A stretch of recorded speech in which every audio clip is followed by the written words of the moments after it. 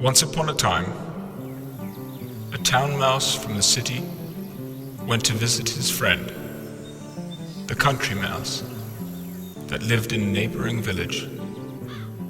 The country mouse put forth for his guest a meal of nuts, berries, and roots. But the town mouse, used to the lavish style of the city, was disappointed with the simple meal served to him. He said to the country mouse, "This food is ordinary and coarse. You should come to my home in the city. I will serve you a sumptuous meal."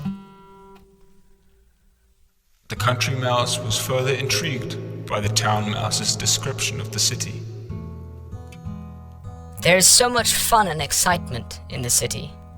What a thrilling life I lead, so different from the slow and boring life you have in the country. That very evening, both mice set off for the city. The town mouse lived in a big house. They arrived just in time for supper, which had been served to guests by the master of the house. The country mouse gathered together a heap of food comprising of fruits, meats, and bread, and made themselves comfortable in a corner of a large room. The variety and richness of the food was staggering, and the country mouse was delighted to have such a luxurious meal.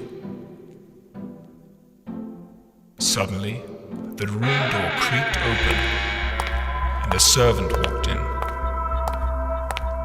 The mice had to scramble for cover, lest they should be seen. After a few minutes, the door closed, and the mice crawled back to their repast.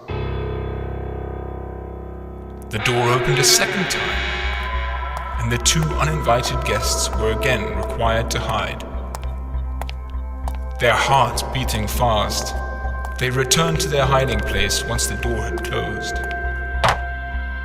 The third time the door opened, a little boy walked in, followed by his English terrier. The dog, suspicious of the strange smell coming from the corner of the room, started to sniff frantically.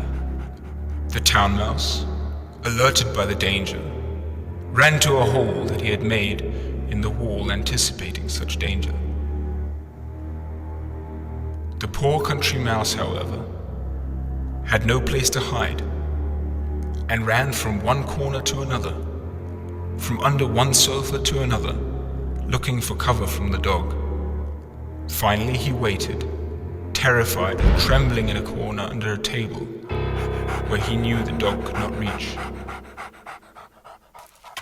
Finally, the dog and the boy left, and the mice crawled back into the room. The city mouse called the town mouse to resume their supper, but he refused. No, thank you. I'm off to my country house. I would rather have peace and quiet than the exotic meats and fruits you have here.